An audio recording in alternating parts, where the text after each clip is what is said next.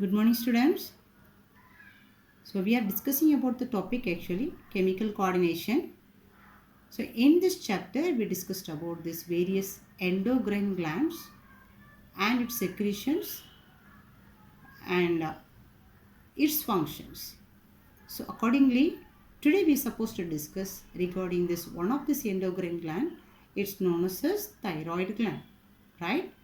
So in this class we have to discuss about this location, structure and the secretions of this thyroid gland and its function, right? Okay, so let us go to the class about this thyroid gland. So the thyroid gland location is, it is located just below this larynx. So it is just located just below the larynx. So in the larynx, below the larynx, it consists of the trachea. So this is the tracheal part, and of course you know what is trachea. Trachea is connected to this respiratory system, and it will branch as a bronchi. Then it will be connected to this lungs, right? So here our gland is thyroid gland. So this gland is located in, it's almost like a butterfly shape, they say, and it is located in either side of this trachea, right? Okay. So when we look at this figure of this thyroid gland, it has two largest lobes, right? So thyroid gland is a roughly butterfly shape, and it has two largest lobes. Each lobe is located in either side of this trachea. So the center is trachea, the lobe is located in either side of this trachea. Clear? Okay. And in the center, each lobe is connected in the center by this connective tissue is known as isthmus, right? So this part is known as isthmus, right? Okay. It is connected with the tissue known as isthmus. Okay. Then this is a lobe, right? And each lobe is made up of a lot of lobules. So this consists of lot of, so these things we can say as a lobules, right? It's a lobules. Clear? And this lobule again is further subdivided as inside this lobules it consists of follicle cells. Inside each lobules it consists of follicle cells. Inside the follicle cells, it consists of glycoprotein. Is it clear? So this figure, actually this is this external figure they say, and this is trachea. Trachea is connected to the respiratory system. In this trachea, it's located. Thyroid gland is located above this. On the trachea, it consists of two lobes, right? And each lobe is connected with this connective tissue known as isthmus. Isthmus, right? And again, it is further subdivided as lobules, right? And these lobules consist of follicle cells, and the follicle cells are made up of gelatinous protein. It is known as a glycoprotein. So that figure, I can expanded figure of these lobules we can observe. Is it clear? Fine. Okay, listen. So this thyroid gland we are discussing now, and the thyroid glands consist of the lobes, and the lobe consists of these lobules. Okay, so now we can consider this as one lobule. Have you got me? So this is one lobule. If we consider this as a lobule, so these lobules consist of, inside these lobules consist of two types of cells. That is, one is follicle cells, another one parafollicle cells. Is it clear? This is a lobule which is present inside the lobes of this trachea. Thyroid gland, right? Then each lobule, inside each lobule it consists of two types of cells. One is follicle cell, another one is parafollicle cell. Is it clear? Okay. And inside these follicle cells, it consists of this colloid substance which is present inside, is known as colloid substance. This is made up of glycoprotein. Is it clear? It's a glycoprotein. Then this each follicle cells is covered with the cells is known as glandular cuboidal epithelial cells. Glandular, this covering, it is made up of Glandular means it's a secretory cells. Glandular, cuboidal, epithelial cells. Usually the covering will be as a epithelial tissue. So it is known as cuboidal epithelial cells. Is it clear? Okay. Then, so all these follicle cells together, it is known as acini, right? It's together known as acini, and the singular one is known as acinus. Okay, all the follicle cells are known as acini, and the singular follicle cell is known as acinus. Okay, so each follicle cell inside it is filled with this colloid, and it is made up of glycoprotein. Okay, then these follicle cells as well as these parafollicle cells only going to secrete these hormones now. Clear? Okay. So let us see this follicles, hormones which is secreted by these follicle cells as well as parafollicle cells. Is it clear? Fine. So the first cell is follicular cells, or it is known as acinus or acini, is secreting the two hormones. The name of the hormone is triiodothyroxine, or shortly we can write this as T3, triiodothyroxine, right? And the second hormone is tetraiodothyroxine, shortly we can mention this as T4, right? So this tetraiodothyroxine only, otherwise we can call this as thyroxine. Usually we say thyroid gland is secreting the hormone thyroxine. Actually it is tetraiodothyroxine. Is it clear? Okay. Then the second cell is parafollicle cells, and this parafollicle cells is otherwise known as C cells. So these C cells are secreting the hormone Thyrocalcitonin. So this is the three hormones secreted by this thyroid gland. Is it clear? So now we have discussed regarding this location of this thyroid gland. It's located below this larynx region. Okay. And its structure. If you see the structure, it consists of two lobes, and the center of this lobes is connected with the connective tissue known as isthmus, right? And lobes are further subdivided as lobules, right? So this is the lobule, and this lobule consists of two types of cells, that is follicle cells as well as parafollicle cells. This follicle cells inside it is filled with this colloid substance. It's made up of glycoprotein, and this covering is covered with this epithelial cell. It is known as cuboidal epithelial cells. Okay, and we said regarding the three hormones secreted by the cells, that is triiodothyroxine, tetraiodothyroxine as well as thyrocalcitonin. Is it clear? Now let us see regarding this functions of these hormones. Clear? So let us see the functions of this thyroxine first of all. So the first one is functions of tetraiodothyroxine, or shortly we can mention this as T4. Okay, thyroxine. So if you look at these functions, the first function of this thyroxine is it regulates this BMR and the heat production, body's heat production. BMR in the sense basal metabolic rate. So the metabolic activities which is conducted inside the body, the basic metabolic activities will be regulated by this thyroxine, right? Next one, it is stimulating the protein synthesis and promote the growth. So protein, almost the major function of this protein we can say as is, it is for helping for the growth. So since it is stimulating this synthesis of this protein, it is enhancing this growth. Okay. And next one, development of nervous system as well as skeletal system, especially in the early stages of development. So during the childhood stage, thyroxine is highly essential for the development of bone as well as for the development of this nervous system, right? So that's why if there is this less secretion of this thyroxine, it is affecting this brain development as well as the skeletal development, right?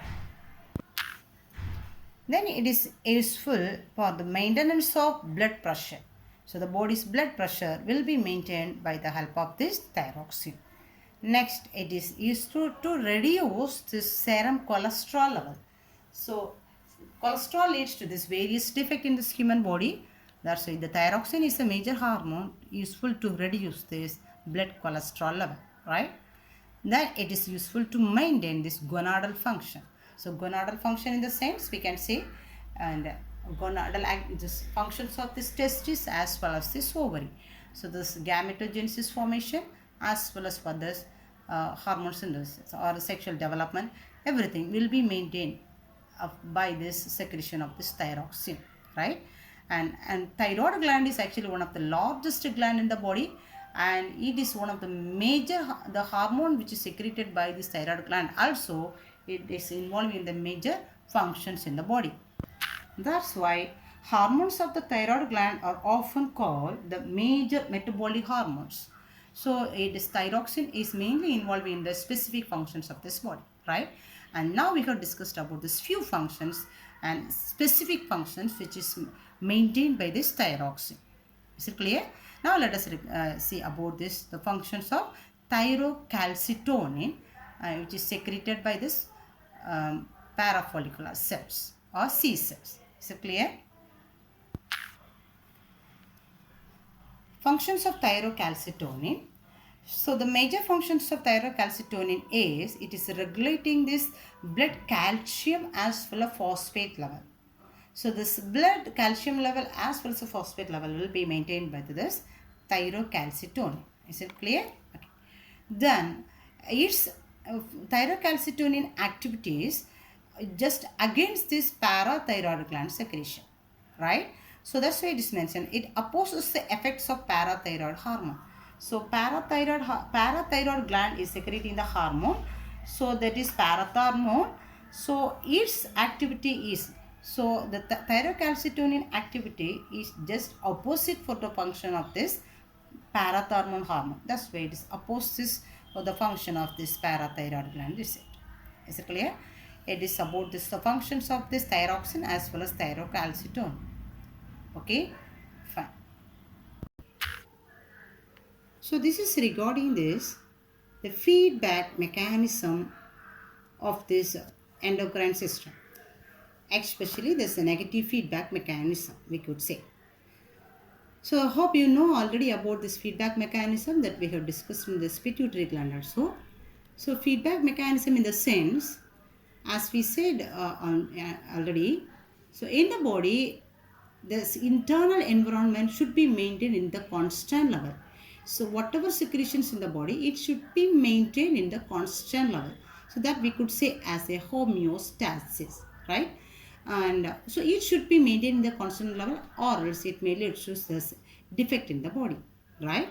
So if the secretion is excess or low, such as if there is a fluctuation like this, the information will be taken to the hypothalamus, and from the hypothalamus through its secretion it will be taken to this pituitary gland, and from the pituitary gland and the secretions will be either reduced or increased as per the necessity.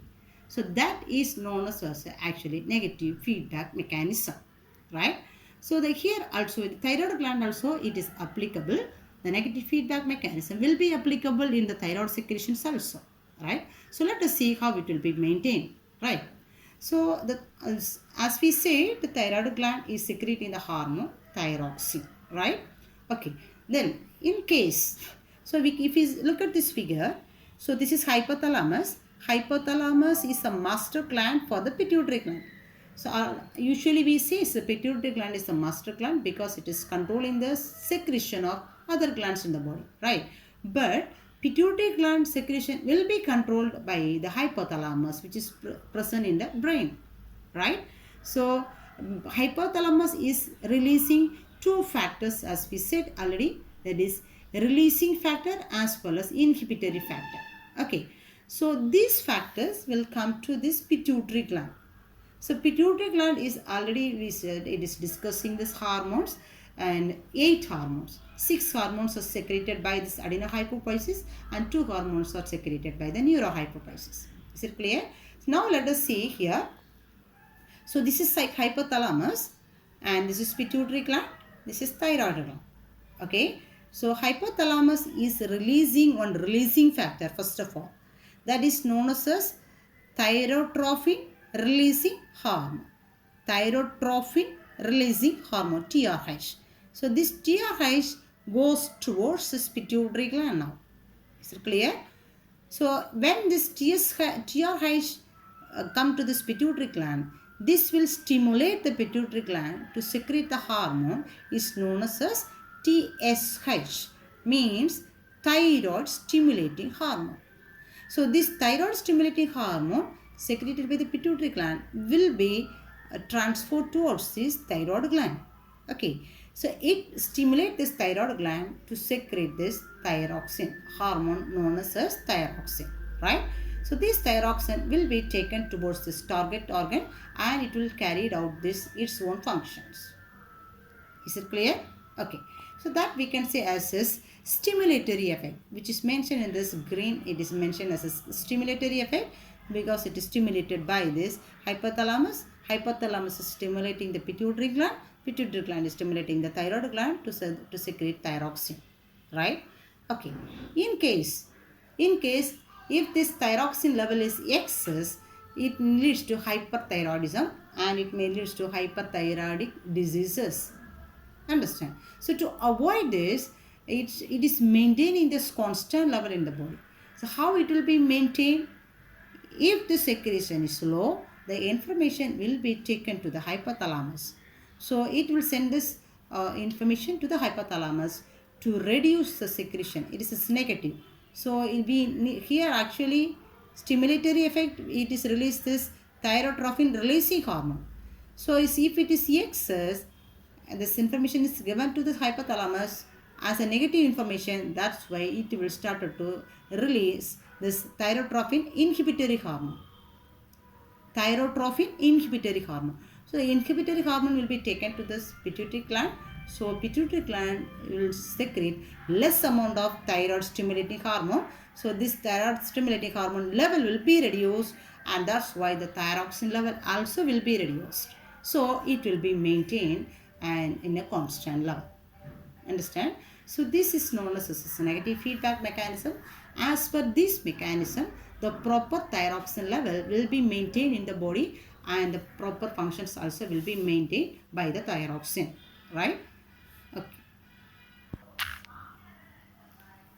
So let us discuss regarding the next gland is parathyroid gland, right? So the parathyroid gland, actually there is four tiny, its size is very small. So the number also 4, right? So there is 4 tiny parathyroid glands are found in this posterior wall of this thyroid gland actually. It is present on the posterior side of this thyroid gland, right? Okay.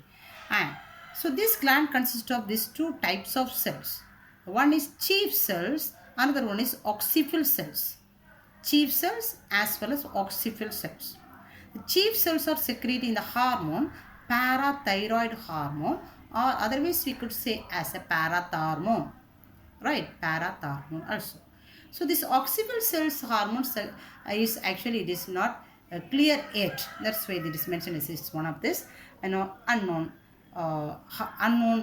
secretions. So what may be actually it is secreted by these auxiliary cells is not yet clear, right? Okay. So especially we can say is the parathyroid gland is secreting the hormone, parathyroid hormone, right? Let us discuss regarding its functions. So it's first of all, its name is even hypercalcemic hormone. Hyper in the sense, its concentration will be more. So overall, the functions of this parathyroid gland or parathyroid hormone, we could say as it is increasing the blood calcium level. That's why shortly they mentioned this as it is a hypercalcemic hormone. Okay, by various activities or metabolism, it is increasing this blood calcium level, right? So let us see.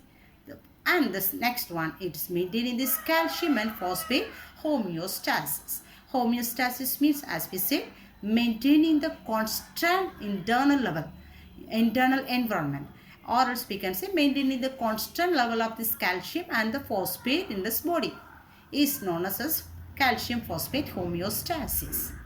Is it clear? Will be maintained since especially it is involved in this calcium metabolism. and calcium level will be maintained by this parathyroid hormone. Is it clear? Okay. Then it is stimulating the osteoclast cells. Osteoclast cell is a bone cell actually. It is stimulating the osteoclast cells. That's why it is dissolving the bone matrix. So when the bone matrix is dissolved from the bones, calcium and the phosphorus will be left into this blood circulation. That's why we could say it is increasing this calcium and the phosphate level in the blood. Is it clear? It is increasing the blood calcium level already we said. How it is increasing? Because it is stimulating these osteoclast cells. Osteoclast cells. So when this osteoclast cell of this bone is stimulated, it will it is dissolve this bone matrix. So from the bone matrix, calcium is let into the blood circulation. Is it clear? Okay. Then it is involving this reabsorption and excretion of phosphate in renal tubules. What do you mean renal tubules? Renal tubules is present in this nephron. So nephron consists of Bowman's capsule, proximal convoluted tubule, Henle lobe, distal convoluted tubule, as well as collecting duct. So these tubules actually we have learned the excretion. So long tubule it is present in the nephron. The reabsorption takes place, as well as this excess of this waste or this and toxic substances will be eliminated in the excretion process by the kidney. Am I right? So here especially this hormone is enhancing this reabsorption of calcium in the nephron. Nephron is doing reabsorption function as well as this excretion function. So here calcium reabsorption will be enhanced by this parathyroid hormone, and meanwhile excretion of these phosphates also will be enhanced by this parathyroid hormone, by this nephrons of this kidney. Is it clear? Okay. Then the last function we can say it is promoting this vitamin D activities. So when vitamin D activities enhanced, the calcium absorption in the intestine also will be enhanced. Absorption, reabsorption. Absorption takes place in this small intestine. Meanwhile, reabsorption takes place in the nephrons of this kidney. Absorption, after this food digested, every food is digested, the nutrients will be absorbed by the intestine. But afterwards, when this waste is coming to eliminate through the kidney, the useful substances will be reabsorbed by the nephrons. Do you understand? So that both process will be enhanced. Reabsorption of calcium as well as calcium absorption in the intestine will be maintained by this parathyroid hormone. Understand? So now today we discussed about this thyroid gland as well as the parathyroid gland, its structure, its secretion as well as its function. Okay. So hope you will go through these topics and clear it, and let us meet in this next class with this another one, thyroid gland. Bye. Thank you.